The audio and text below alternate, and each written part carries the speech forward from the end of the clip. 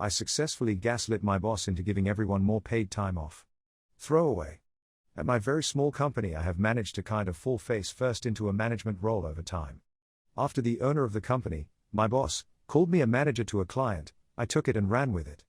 Now I'm solidly the manager. We are currently hiring to fill a position that recently opened up, which inspired me to create an employee handbook, there wasn't one before, and go over policies and benefits for all employees and make sure we're all on the same page. Before this, the information was super nebulous and not clear at all.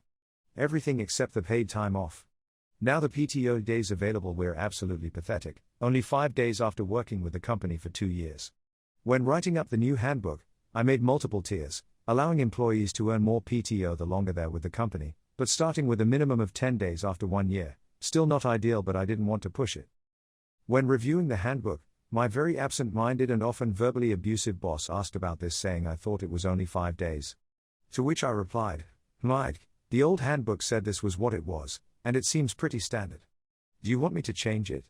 He said, "No, I guess if the old one said it then it's true." There was no old handbook. This guy's is a millionaire, so a few extra PTO days won't kill him, but make such a big difference for my awesome crew. I couldn't be more pleased. This is fucking beautiful. Next year it might require another revision. I don't know how it is possible. In Europe we have at minimum 21 to 25 days paid holidays per year. It's so weird seeing this 10 days after 1 year, mind-blowing. Arm around the worker's shoulder, not lips on the owner's ass. Management done right. I might have to start saying most managers are bastards. Shitty managers are the worst, but good ones are often in a really tough spot. They have responsibility but often no power to change anything, get their teams more money, time off or other things. Yeah, I'm with you. I love my current manager. But he doesn't really have the power to get us bigger raises or PTO, that's all with corporate. Everything he can do well, he does do really well. My salary increased by X4 in about a year and I am feeling intense dysphoria and depression over the dystopian nightmare life is. I was anxious all the time about bills. My wife and I lived paycheck to paycheck, accounting every dollar to basic needs like food and shelter, and even after all that we still were using our credit cards and were in an intense amount of crippling debt. We had side gigs and worked under the table to make it all work, and yes, we were underslept and overworked, and yes, we were depressed, but it's what we understood life to be. A little over a year ago during COVID, when things were shut down, my wife and I were both laid off and struggling to make ends meet. Months of applying landed me a role at a startup that grew very quickly. The 40K I started out has turned into 160K as a manager. We have managed to wipe our debts and save almost 70K because we haven't changed anything about our habits, and though my wife is happy and feels like her anxiety is gone, I feel so depressed and anxious.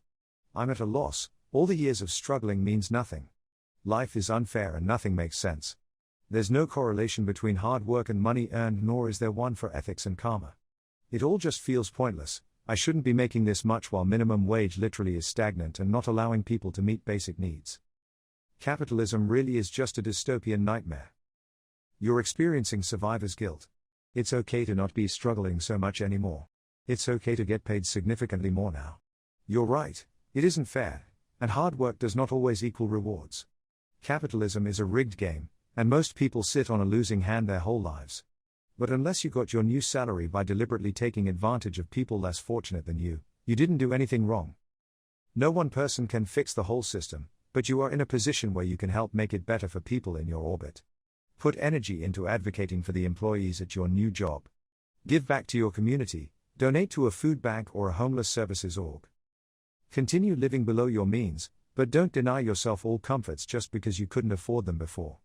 Be kind to yourself and don't feel that you are obligated to save everyone, but turn some of that survivor's guilt into action and it will start to fade. ETA, thanks for the awards. I woke up this morning and saw this post, and frankly I'm appalled at some of you. Isn't the whole point of this sub and this movement that we want people to receive fair compensation for their labor? There are a shocking number of bitter people here who are basically calling for this guy's head just because he broke 6 figures. No, someone who broke the cycle and finally is making a comfortable living does not deserve to feel bad. No, somebody earning $150,000 a year is not the enemy or the problem. Op did what we all want, he got higher pay. He struggled to reconcile his new financial status with his poverty mindset and his values, and so he came here for support. And some people here turned on him like rabid wolves. This community is supposed to be about fighting the real enemy, the system that undervalues and exploits workers. That means supporting each other through struggles and through success. Hold on to your experience, use your newfound privilege to build a better life for those who still live like you did. Take pride in making change. Also keep saving. You never know when that paycheck stops. Honestly, this is the most stressful thing about being paid enough. That fear that you'll lose it. Especially when it's not been that long since you were struggling. Success is hugely based on luck. Being in the right place, at the right time, with the right set of tools. Got fired for refusing to break the law too many times. Was a truck driver. Law says 11 hours driving per day. 14-hour max shift, you can drive 5 hours, have 4 hours waiting to get loaded, drive 5 more hours, 14-hour shift without hitting 11 hours driving. Must have 10 hours off between shifts. That's the law. When I started a year ago, I could complete 2 trips in 9 hours total. Not bad for $82K a year. During the Christmas, New Year break, the 2 places I was driving between changed policies. 9 hours turned into 12 to 14 hours. Paid by the mile, so no pay increase. I drove what's called a day cab truck. There's nowhere to sleep in one of those. It's designed for you to be done and home every day. At 14 hours, you legally can't drive anymore. Even if you've not hit your 11-hour driving limit. I did 2 4.5-hour trips per day that had turned into 2 6 to 7-hour trips per day. Back in April, my truck broke down on the first trip. Flat tire. It took 5 hours to get fixed. Now everyone I worked with was already disgruntled because our shift got extended 3 to 5 hours with no additional pay. I finished my first trip after the repair and had about 4.5 hours left on the 14-hour clock. My boss says I still need to take my second load. I explain it can't be done in the 14-hour window. They said that when my clock runs out, pull off the side of the highway and they'll have the next driver pick me up. Meaning I'd have to ride along on their load. Meaning I'd likely be in a company truck driving or not, for 18 to 20 hours. I had to be back at work at the end of my 10 hours. If that took 20 hours, I'd have 4 hours to make the 45 minutes commute home, eat, toilet, shower, sleep, and make the 45 minutes commute back to be at work on time. Just to work another 12+ hour shift doing one of the most dangerous jobs in the country. Google how dangerous truck driving is. I refused. Cut to late June. They call me on my day off and ask if I can work a double on my day off. I said no. They said since I'm unreliable and not a team player, they're just gonna take me off the schedule. Literally said they weren't gonna fire me because then I could get unemployment. That was in a phone call. I got a different dispatcher to admit in text messages that the first dispatcher had fired me. Looking for a new job. Got approved for unemployment. Report the fuck out of them. Hopefully you have some text messages or emails showing them asking you to break the law. It can also be illegal for them to circumnavigate paying you unemployment. So fingers crossed on that as well. Good luck out there. Coworker who has never been late in 7+ years, gets fired for first time being late. This happened last week and today Monday we just found out he was fired for being 20 minutes late for his first time ever. Tomorrow me and all my coworkers will be late and will continue to come in late until they rehire him. Edit. Update on my top comment.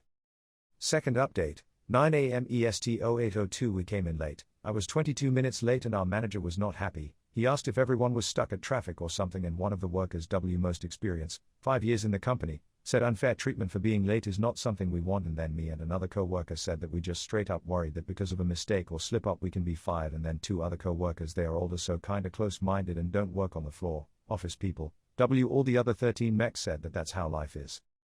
To make it short cause I'm at work ATM our manager bullshitted the entire situation and said that wasn't gonna happen as long as you don't get hostile when being counseled. We just said we want to be appreciated and want job security especially nowadays. We expressed how we are concerned to get our painter back and here's the good news. The manager said he contacted our painter to come back but he said in the group chat that he was not coming back unless shit changes. He said he appreciated us coming in late but we didn't have to do that. Our manager did text him back less than a week after being fired.